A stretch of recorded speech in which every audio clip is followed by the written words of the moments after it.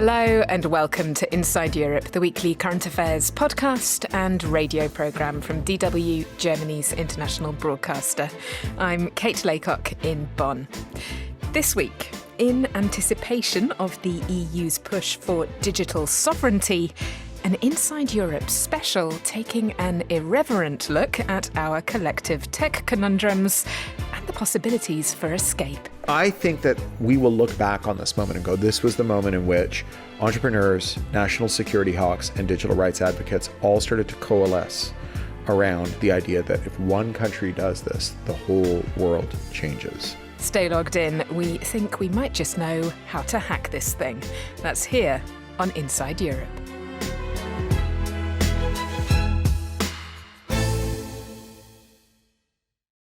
As we were going to studio this week, the launch of the EU's digital sovereignty package was being hotly anticipated in tech circles.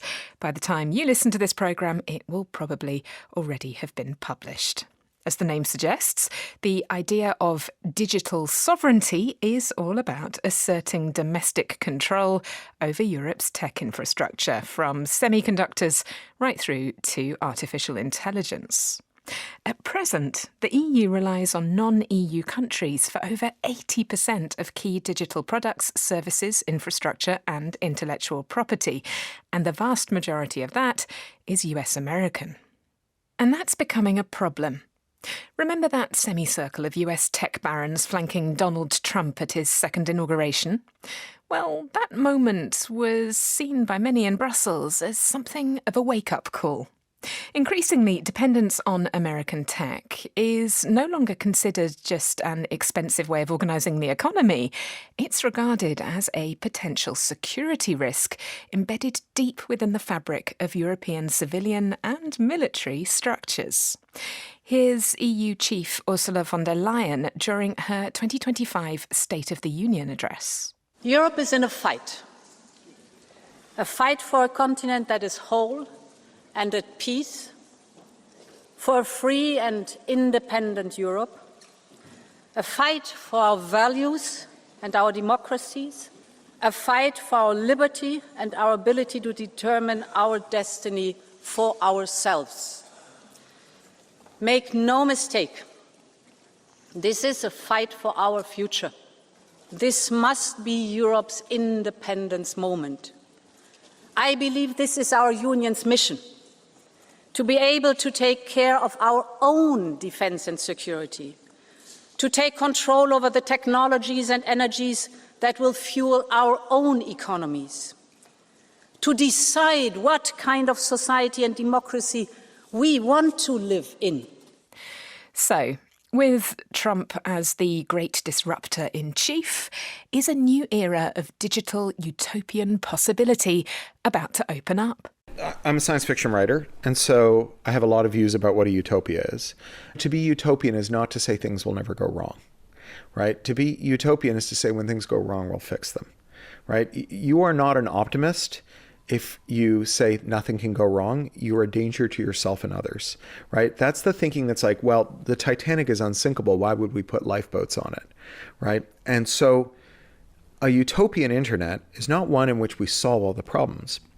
It's one in which when problems arrive, they can be solved as they arise, that people who use technology ultimately have the final determination about how that technology works and how they use it. That's Cory Doctorow, or, as he was introduced at the recent Republica conference in Berlin, Professor Dr. Doctorow. We do like our titles here in Germany. Cory, I suspect, not so much. Look, there's got to be some context here. So like I said, I work for the Electronic Frontier Foundation. I'm a digital rights activist. The thing about digital rights is that these are issues that are very abstract, and they largely pertain to things that are going to happen in the future. And for extremely good reasons, people primarily are interested in things that are concrete and happening right now. And so, as with sort of climate activism, the job is to raise the salience of these abstract, distant issues, because by the time they're concrete and in the here and now, everything's on fire and it's too late to do something about it. And so for 25 years now, I've come up with metaphors and similes and framing devices, and being a science fiction writer, lots of narratives. And it turns out that the key was this minor license to vulgarity that comes with coining a dirty little word. That dirty little word? N-shitification. You know that feeling that you've had that the internet is getting, well, a bit crappier? You're not wrong. And it's not an accident. In his book, Enshittification, Why Everything Suddenly Got Worse and What to Do About It, Cory Doctorow sets out case study after case study demonstrating the mechanics of platform capture and decay. My personal favourite case study is Google, because there is actually a smoking memo trail showing the struggle between one Google faction hell-bent on slowing the search function down to increase user exposure to ads, and another faction horrified by the very thought. And you can probably guess which side won. Cory Doctorow's favourite case study, however, is Facebook. Think back to the mid-2000s. According to Cory Doctorow's telling, a young Mark Zuckerberg is about to launch step 1 of enshittification. Be good to users. So he made those users a really nice pitch. He said, hey, I know that you love using MySpace, but did you know that it's owned by an evil, crapulent, senescent, immortal vampire billionaire named Rupert Murdoch, who spies on you with every hour that God sends? Come to Facebook. I will show you a feed of just the things you asked to see, and I'll never spy on you, because no one should use social media owned by a weird billionaire, especially not one who spies on you.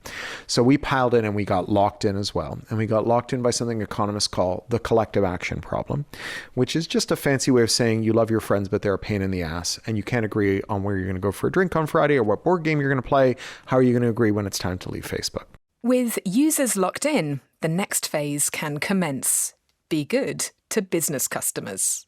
So once Mark Zuckerberg knows we can't leave, he goes to, say, advertisers, and he says, look, I know I told these idiots that I wasn't going to spy on them. Obviously, I was lying. Give me a remarkably small amount of money, and I will target ads to them with exquisite fidelity. And I'm such a proud craftsman, I'm going to pay to fill a whole building full of engineers that are going to fight ad fraud. So advertisers pile in, publishers pile in, other business customers, they get locked in as well. And, you may have heard if you're not paying for the product, you're the product, which would imply that Mark Zuckerberg is like trading the welfare of you for the welfare of advertisers. But that's not true. It's not like he likes advertisers or publishers or anyone else who uses the platform. He wants to take what he can get. We're now in the penultimate phase of enshittification. Extract value from everyone for the benefit of shareholders. So once the advertisers, the publishers, the other businesses are locked in, he withdraws value from them.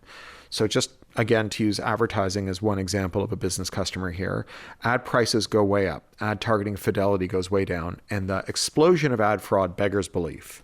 So in 2017, Procter & Gamble were like, we don't think our ads are performing the way that they're expected to. We think maybe there's ad fraud in the system. Why don't we take our ad spend from $200 million a year to zero for a year and see what happens to our sales? And their sales did not drop at all, because to a first approximation, all $200 million were disappearing down the fraud hole.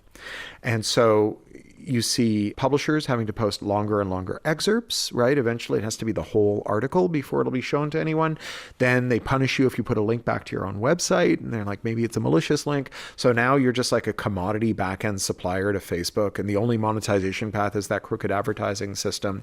And you get Facebook sort of withdrawing all the value, leaving behind a kind of homeopathic residue that's titrated to be just enough to keep users locked to each other, and then the businesses are locked to the users, and all the value is harvested for the executives and the shareholders. At this point, the platform hollows out and, in the normal rules of capitalism, should die as people switch to better, less exploitative competitors. Only we're still on Facebook. Many of us are still even on Elon Musk's rebranded Twitter. So what's going on? I think about it a lot because my grandmother was a Soviet war refugee. So she was a child soldier in the siege of Leningrad. And in the third year of the siege, she was separated from her family, evacuated from Leningrad, went to Siberia, met my grandfather. He got her pregnant. They deserted. They went to Azerbaijan. My dad was born. The war ended, and they came all the way west to Frankfurt, got on a displaced persons boat, and went to Canada. And none of the rest of the family did. They're all still there. And something about the being inducted into the army and being evacuated disconnected her from her family. But everyone else was still so connected that they held each other hostage. They could have all gone west, right? I mean, if my grandmother could basically walk from Azerbaijan to Frankfurt, so could everyone else, right? There was nothing about her escape that was not available to the rest of the family in St. Petersburg, Leningrad, and they stayed. You can see how like people's bonds of love with each other, even in the face of obvious imminent danger, can keep them stuck in place. And I'm not saying that like leaving Twitter is the same thing, but actually, if you're part of a diasporic community and like Twitter is where you all ended up, or Facebook, it does mean losing people that you may never find back in your life again. We'll be hearing more from my conversation with Cory Doctorow throughout the show. At this point, however, I just want to offer you a quick insight into just how vulnerable our dependence on social media platforms can make us. Here are Martha Dimitritou and Rhian Farnworth. Respectively, they are Executive Director and Head of Research for the NGO Repro Uncensored, which aims to protect access to information and freedom of expression across reproductive, queer, digital and cultural spaces worldwide. We documented a big wave of censorship November, December of last year. A lot of the accounts censored were based, obviously they were global, but a lot of them were in the US, and a lot of them were, to our surprise, based in big European hub cultural centers, including the UK, such as London, as well as, Germany, Berlin, as well as Amsterdam in the Netherlands. A lot of the time, we also see that there is not a reason given. So I think in April, about 60% of the reports we received, people were not told what policies they were violating. So they were being banned, they were having their content removed, their accounts removed, but then the platforms were not saying a lot of the time why, or they would just say, general community guidelines, terms of service, but they wouldn't give a specific policy and reason for a violation. A lot of the organizations that were taken down in like a big kind of, strip were of account takedowns were queer accounts, including organizations that we have now become very close with, such as the Queer Agenda or Striptopia and Club Church. It's also like a very confusing and, just very unpleasant experience for the people who are receiving this. We also see a lot of shadow banning. So a shadow ban is when an account is restricted, so it might be not shown in a feed. Somebody might not be able to send messages. Their stories might not be shown to people, and similar things. Yeah, so livelihoods is one thing. And a lot of people, they make their incomes through monetization of online content. Maybe they're a queer artist. We've seen multiple queer artists and individual kind of creatives who sell things online who are being removed. But it's not only an income thing, it's also about community, especially for people who are in marginalized demographics. So, if you are a transgender person and you live in the countryside in Germany, maybe you don't have many people around you that you can connect with, so your community is going to be online. Or, any other example. It's restricting people's access to their own community, to support, friendship, care, information. And then also, we also see a lot of health information being removed. So, a lot of young people especially find information about sexual and reproductive health online. They find out about contraception, safe sex, STI information.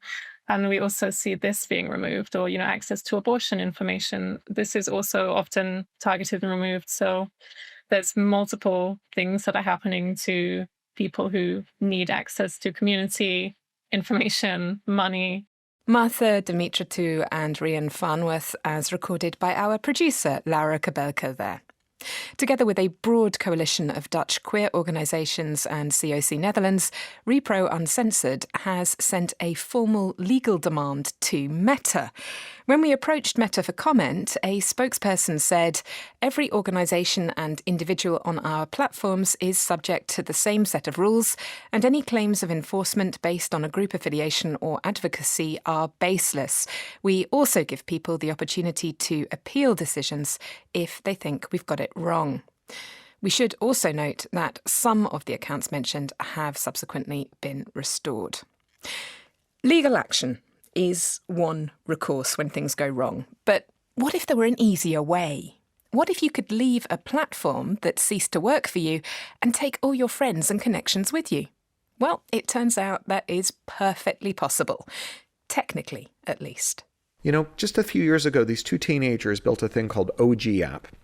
What they did was they took your Instagram username and password and they fed it to Instagram, and they grabbed everything that Instagram would have shown to you if you're using the Instagram app, but they threw away the ads and the suggestions and the slop and the spawn-con and the algorithmically boosted, clickbait. And they just showed you the things from the people you followed in reverse chronological order. It was in the top 10 of both app stores within a day. And that night, Meta sent takedowns to Apple and Google, and they removed them because there's honor among thieves, right? People want this. They just want to be able to try other stuff. Why is this the moment in which we can reach for that? I've worked for the Electronic Frontier Foundation going on 25 years now. And I was their first European director. I worked in 31 countries. And everywhere I went, I said, we should just have an industry in your country where you modify these American apps that everyone uses, these American technologies, which are so manifestly defective and spy on you and pick your pocket. And if you did that, you could have a domestic tech sector and also protect people. And the only real impediment to this, the biggest impediment you have, is this IP law, this copyright law. As I said, Article 6 of the Copyright Directive here in Europe, Section 12.1 of the Digital Millennium Copyright in the US. In Canada, it's Bill C-11, the Copyright Modernization Act of 2012. In fact, every country has a version of this law because the US Trade Representative has gone around to every trading partner that the US had and said, if you want tariff-free access to American consumers, you must have a law in your books that makes it illegal to modify our technology exports. Otherwise, we're going to tariff your exports. So thank you, Comrade Trump. You have made the case for getting rid of these laws, and not just for economic reasons, although he's made that case. Someone threatens to burn your house down unless you do as you're told, and then they burn your house down anyway. You don't have to keep doing as you're told, but also for geopolitical reasons. So, intellectual property law is keeping us in what Cory Doctorow describes as a walled garden. And there has never been a better moment to break free. Under President Trump's second term, the international community is being given regular glimpses into just how vulnerable digital dependency on the US is making them. So when the chief prosecutor of the International Criminal Court swore out an arrest warrant for Benjamin Netanyahu for the crime of genocide, it made Trump angry.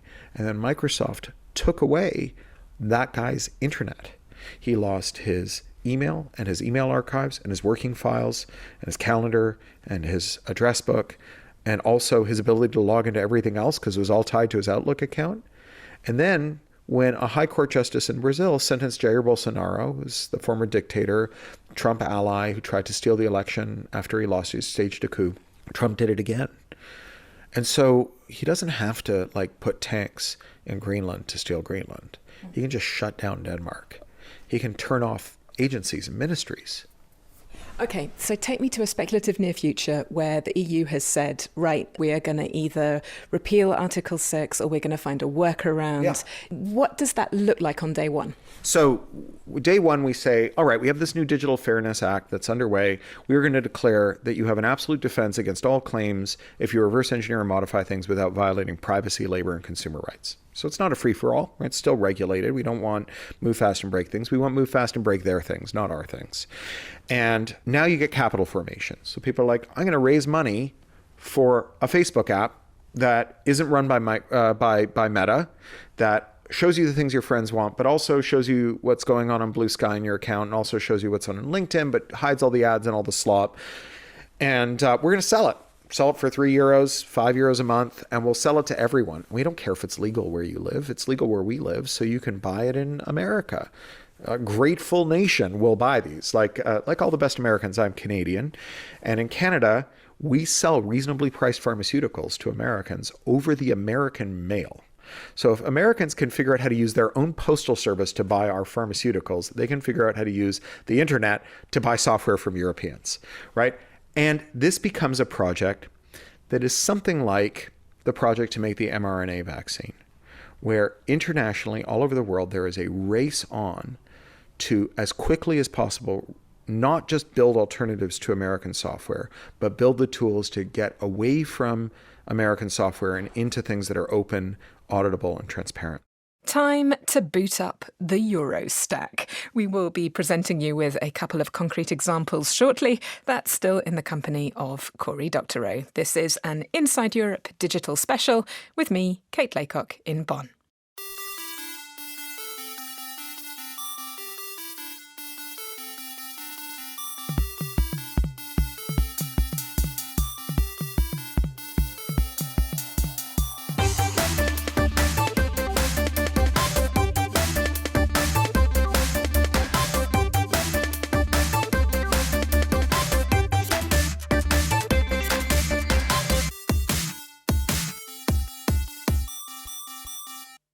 A key part of Europe's bid for tech independence hinges on the nurturing of its own Eurostack. That's its own full-spectrum digital infrastructure, from chips and cables right up through cloud and AI. Perhaps the best-known example of this is Mistral, the French AI company widely touted as Europe's answer to ChatGPT parent OpenAI. Here is our Paris correspondent, John Lawrenson, to fill you in what you need to know. If you wanted to be cynical, you'd say the best thing about Mistral is that it's French. And although this is not the only thing the company founded in Paris 3 years ago has going for it, it has become a major selling point. Only a few days ago, Mistral, now valued at 12 billion euros and employing 1,000 people, signed deals with the European aerospace concern Airbus, the French electricity giant EDF, and the German car maker BMW. Mistral, this is the other thing that it has going for it, figured out early that the big money in AI is developing custom-made applications for companies and governments, and that the best way to do that is to strategically place its engineers within its partner companies. At Airbus, Mistral engineers are there to improve product conception. At EDF nuclear power plants, to improve operational efficiency. At BMW, their mission is crash testing. Mistral already has 300 of its AI people dotted around mainly European companies, and it is upscaling fast. For all of these partners, it's important that Mistral is French and/or European. Increasing wariness about China and the tension with Washington sparked by the Trump presidency mean that companies don't necessarily want to entrust the big American or Chinese AI players with their secrets. This is even more the case for governments, especially in the military domain. The company is developing the AI capacity of the armed forces of France, Luxembourg and Singapore, for example. It also has a contract with the UK Ministry of Defence. Mistral also has its own free AI chatbot. Frankly, it's not quite as good as Claude or ChatGPT. But again, it is French, which, especially for French people, is very cool. The chatbot also has a good name, Le Chat, because, as I know you know, the French word for cat is spelt the same as the English word chat. So will the French pussycat turn into a great European lion? Maybe it will. It reckons it'll make €1 billion of profit this year, and it's expanding its data centre near Paris and building a big new one in Sweden. John Lawrenson, DW, Paris. I did, by the way, ask John for a quizzical meow at the end of that piece, but he claimed that it was beneath his dignity. No matter, we still have a Eurostack to explore. Our digital special continues after the break, still in the digital utopian company of enshittification author Cory Doctorow. If you're listening to us via a partner station, which leaves us here, please be sure to look up the full programme wherever you get your podcasts. That's Inside Europe with me, Kate Laycock, in Bonn.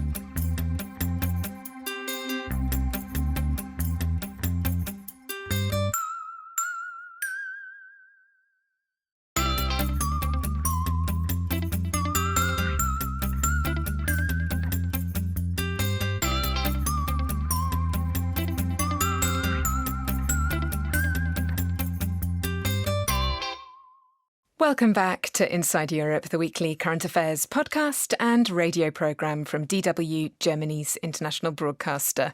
Still to come, the story of how Croatian Wikipedia was infiltrated by the far right and then taken back again.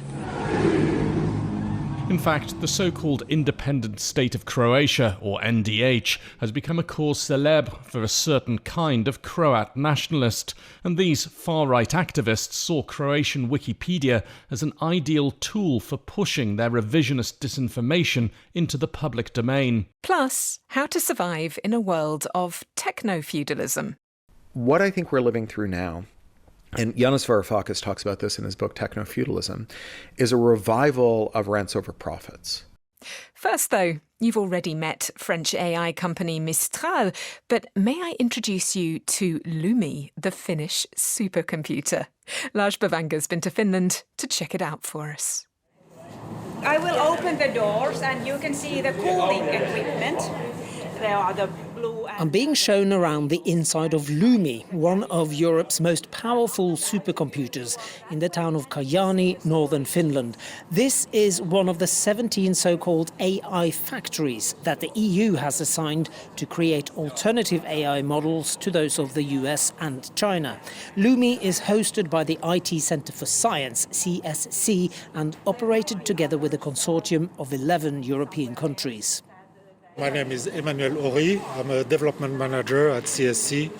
So Lumi is a supercomputer, one of the fastest supercomputers in Europe and even in the world.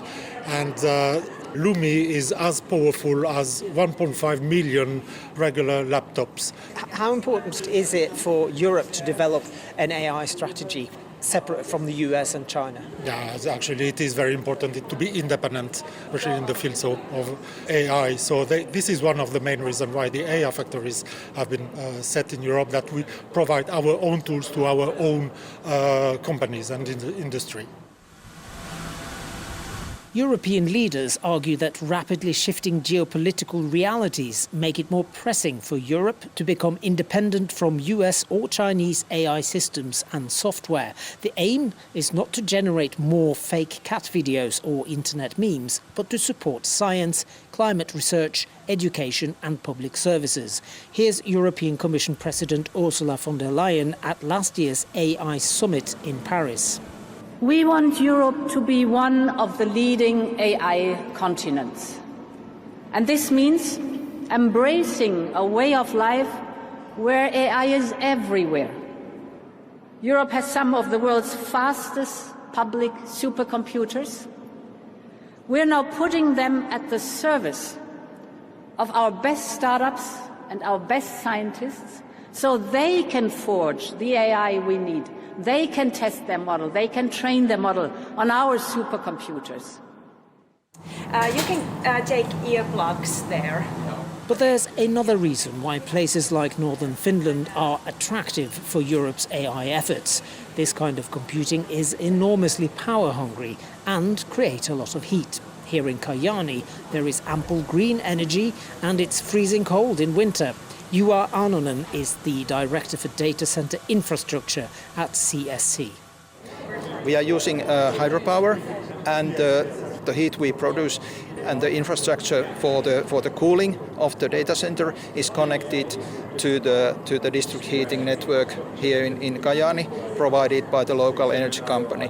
So that's where the heat ultimately goes, to heat people's houses and water they are using. It's minus 20 degrees centigrade outside right Yes. now. Does that help you in any way, that it's such a cold climate here? Yeah. Well, it does, because you could use what is called free cooling. It's basically what you would do in your own house by opening the doors or windows. For the town of Kajaani, population 30,000, technology has become a saviour. When the Cornerstone paper mill plant shut down in 2008, the municipality faced record unemployment and near collapse. Luckily, local authorities soon hit on the idea of establishing data centres in the now empty mill facilities. So we're walking through the whole industrial complex.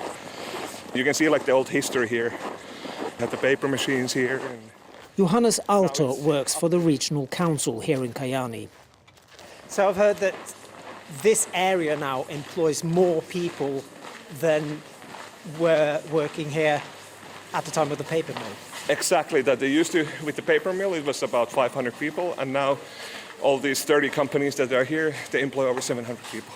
I don't know who had the foresight that this could be a way to bring the economy and back, so to speak.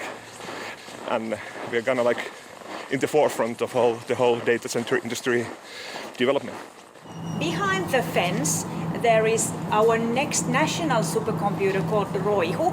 The installation work is ongoing. This AI hub is already expanding with record investments from the Finnish state and the EU. And there's a lot of catching up to do. According to the US Federal Reserve, the AI computing power in the USA is estimated to be 17 times that of Europe. AI factories like Lumi will not be enough. That's why the European Commission has announced it is now looking to raise a further 20 billion euros to create around 5 AI gigafactories, which should have up to 4 times the computing power of a supercomputer like Lumi. It's a small but important step towards European AI independence. Lars Bravanger, DW, Kajaani. The script for our digital special is still very much running in the background, so let's reopen the tab on my conversation with author and digital rights activist Cory Doctorow, recorded at last month's Republica conference in Berlin. One of the questions that Cory Doctorow gets asked a lot about his enshittification thesis of platform decay is, apparently, hang on, isn't that just capitalism that you've been describing? Here's his answer. Systems that are organized around rents, we call them feudal, and systems that are organized around profits, we call them capitalist. Obviously, there were people who made profits in the feudal era. There were buyers and sellers, people who capitalized businesses and so on. But where profits and rents came into conflict, rents won and profits lost. So the most important one would be whether or not land was used by peasants who are bound to the land by a lord who was guaranteed a rent every month, or whether the land was used by sheep who would produce wool that could go into the dark satanic mills of Manchester. What I think we're living through now, and Yanis Varoufakis talks about this in his book Techno-Feudalism, is a revival of rents over profits. So Amazon obviously does things that are profitable, but what Amazon owns more than anything else is a facility that they rent to people who do something productive, right? It's their cloud, it's their storefront. What Apple's single most profitable, it's not even profitable, it's rentable line of business, the thing that it gets the most money from, free and clear, is payment processing. So they own the platform, the iOS, the mobile platform. You cannot buy and sell on that platform without using their payment processor. So if you've got a Visa account here, you got a little terminal in your taxi cab or in your coffee shop, you're paying 3%, 3 cents on the euro. If you sell through Apple, you pay 30%. Like it's 1,000% markup, and 3% is high. Let's be clear, it's up 40% since the pandemic. And if you are a seller in that platform, so say you're like a Patreon performer, or you're a publisher, or you're a streaming media company, 30 cents out of every euro is going to Apple. So your profits are being eroded to pay their rents. And it kind of raises the question, well, it's a competitive market. Why doesn't someone just make an app store for iOS, for the iPhone, that charges 3%? The answer, in European terms at least, is that pesky Article 6 of the Copyright Directive again. It's called an anti-circumvention law, and it makes it illegal to modify a phone that you own, that you bought from Apple, so that it uses the app store you prefer. So it's yours, right? It's your actual property. And this intellectual property right, this copyright adjacent right, means that you have to pay a premium to cover the 30% service charge that Apple is putting on every euro you spend, that is allowing them to structure whole markets. And they are making $100 billion a year off of this. And it's kind of the opposite of what happened with the Industrial Revolution. There's some aspect of enclosure here, but it's not really the same process. There are only some superficial similarities. I mean, there is enclosure, right? But it's not for the same reason, and it's not the same dynamic quite. So, The argument goes that we are all, in effect, trapped by intellectual property law in what Cory Doctorow describes as digital walled gardens. But are all the gatekeepers really sitting in the USA? One of the questions I get is like, well, aren't there European companies that benefit from this? There are, and they're terrible. Mercedes will rent you your accelerator pedal, right? You buy a Mercedes, but the accelerator only gets to use half of the acceleration curve until you pay a monthly subscription. BMW rents you the sensor that dims your high beams if there's oncoming traffic. But the worst of all of these is an Irish company. They're not really an Irish company. They're an American company that pretends they're Irish. They're called Medtronic. They are the largest medical device company in the world. They bought all their competitors and did the largest tax inversion in history. They pretend they're Irish for tax purposes. The workhorse ventilator that every hospital in the world relies on comes from Medtronic, and they use a thing called parts pairing. That means that even if you repair a Medtronic ventilator with a part from another Medtronic ventilator, it won't work until a technician comes out, charges you 200 euros and types an unlock code on the keyboard. And it's against the law to modify your Medtronic ventilator so that it works without that step, right? Because that violates Article 6 of the Copyright Directive.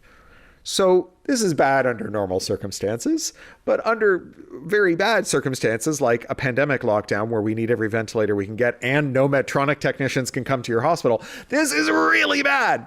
And so every hospital can now have their medical technicians who have been fixing medical equipment for as long as medical equipment has existed, because when someone is dying, you can't wait for a service call, right? Now their medical technicians can fix this equipment the way they have since time immemorial. And it's not just medical equipment. Farmers have been fixing farm equipment for as long as farm equipment has existed, because when there's a storm coming and you need to get the crops in, you cannot wait for someone to come and fix your farm equipment. So the John Deere company has sabotaged their tractors so that even after you fix your tractor, which is a thing farmers are still expected to do, it will not start working until you have someone from John Deere show up and charge you $200 to type an unlock code into the console. Which is also insanely dangerous because you have the sort of the kill switch scenario in which US government decides to incapacitate all John Deeres belonging to countries that it doesn't like. Indeed. Well, so we saw this, with the Russian conflict in Ukraine. They invaded Ukraine. They stole all these tractors and brought them to Chechnya. The John Deere company sent a kill signal over the air to these tractors. They stopped working forever. That's really kind of cyberpunk and cool until you think, well, wait, what if Trump does this to all the tractors in Denmark because they won't give him Greenland? The fact that a tractor is brickable is itself a gigantic design flaw. Just a bad idea. I'm a science fiction writer, so one of the things that drives me crazy is going to a science fiction movie and, there's a spaceship. And something bad happens and someone trips and they hit the switch on the bridge that starts kind of plummy English lady counting down the self-destruct sequence. And they all have to get off the ship. And I'm like, I'm no aerospace engineer, but wouldn't this be a better rocket ship if it didn't have a self-destruct sequence? Normally, people don't design their buildings and bridges to be blown up at the flip of a switch. We shouldn't do that. If I've learnt one thing from science fiction, it's that there's a weakness, right? The rebels, they'll always be, if you find Trench run. Exactly, yeah. Like you find the mothership and all the others sort of blow up or whatever. Yeah. Could the EU be that? I mean, if I'm living in this world in which now in the EU my tractors are safe, my digital life is safe. If there's a pandemic, I'm safer. Does that stop with Europe, or would that then have knock-on effects that would sort of echo out? So I think that what we've seen with technological dispersion is that companies that get there first, that exist in territories that have a strong rule of law culture and a lot of regulation where the products are quite reliable, often can achieve global dominance very quickly. So that's the Nokia story, it's the Ericsson story.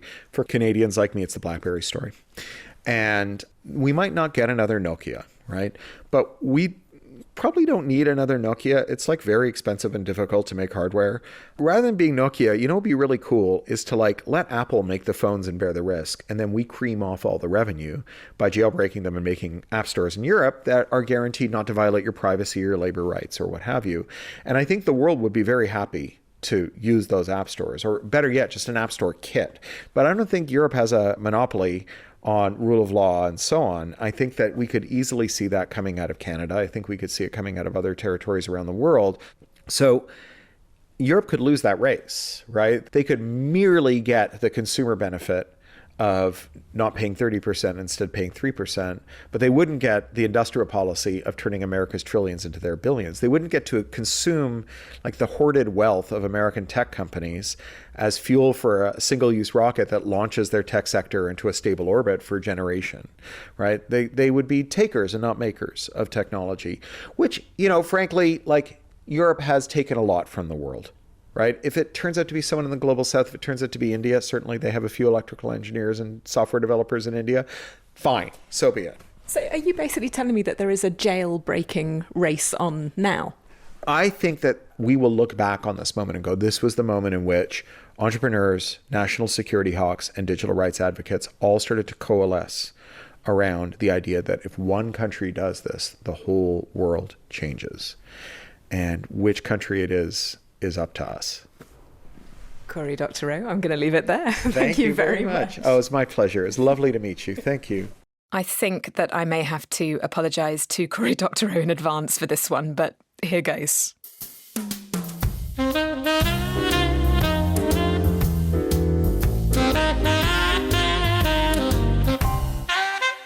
It is time for our Spotify quiz of the week. And yes, I am fully aware that Spotify's listener poll feature is a prime example of the be good to users and be good to business partners parts of the two-directional audience and publisher capture set out in his enshittification theory. So maybe I can redeem myself by pointing out that we firmly encourage you to listen to Inside Europe, however, and on whichever platform you like. To the quiz, which is also something of a trailer for Cory Doctorow's next book. What, in tech terms, is meant by a centaur? Is it A, a piece of spyware, B, a member of a Russian hacking ring, C, a human aided by a machine, or D, a machine aided by a human? Answers via the Spotify poll or, and I'm still looking for redemption, via insideeurope@dw.com.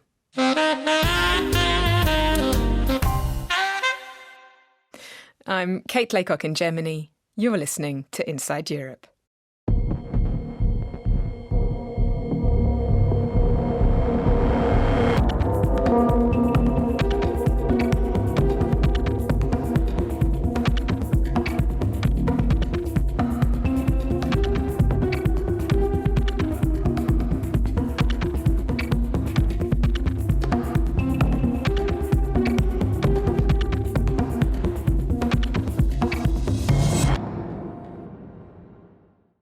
Now, I'm really going to show my age here, but when I was in my last years at school, there were two competing digital encyclopedias. One, Microsoft's CD-ROM encyclopedia, Encarta, was professionally edited, authoritative, and paywalled. That's the one that we were encouraged to use. The other, free, collaboratively written, edited by volunteers, we were warned was risky, too open to abuse, too full of mistakes, not to be trusted. That encyclopedia was, of course, Wikipedia, which became the de facto first stop for human knowledge online, even for the AIs that now scrape it. And as the world wakes up to the dangers of digital gatekeeping being held in the hands of a few tech barons, arguably the Wikipedia model now seems rather less risky than that of the competitor it buried. But it's not invulnerable. And here, the case study is Croatia, to date the only country to have its Wikipedia successfully infiltrated and taken over by far-right extremists. But here's the thing. Bit by bit, Croatian Wikipedians took it back. Our Balkans correspondent Guy Delornay has been talking to some of the people involved. You don't have to search hard to find the far right in Croatia. Hundreds of thousands of people attended last year's mega concert by the ultra-nationalist singer Thompson in the capital Zagreb. His most famous song starts with a call and response salute used by the Nazi puppet regime in the Second World War, and the crowd joined in with relish.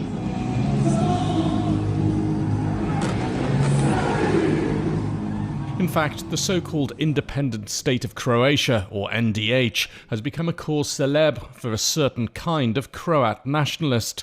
They try to portray it as the first iteration of an independent Croatia, rather than a genocidal regime known as the Ustasha, which killed hundreds of thousands of Serbs, Jews, Roma, and political opponents. And these far-right activists saw Croatian Wikipedia as an ideal tool for pushing their revisionist disinformation into the public domain. From something that should be a tool, for example, for pupils or maybe early students to get the information about certain topics, some basic information, maybe it's turned from that to like a propaganda tool by the far right. Sven Milikic is an historian and journalist specializing in nationalism and historical revisionism. It basically all comes down to 1984. You know, he who controls the past controls the present. He who controls the present controls the future, you know. It's the most radical expression of Croatian nationalism, ultra-nationalism. So it's basically neo-Nazi. What sort of disinformation were they pushing on there? What were the most damaging changes to Croatian Wikipedia that they were making? They made claims that would equal German Wikipedia denying the Holocaust or Auschwitz.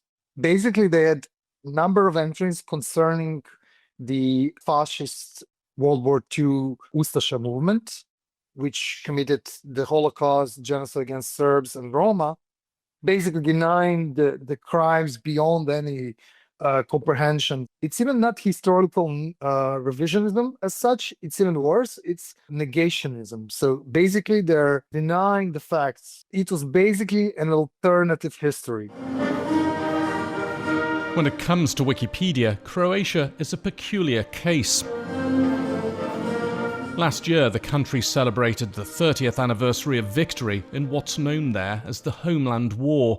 The conflict secured its independence from Yugoslavia, and even today, Croat nationalism remains strong, as does ethno-nationalist sentiment across the region.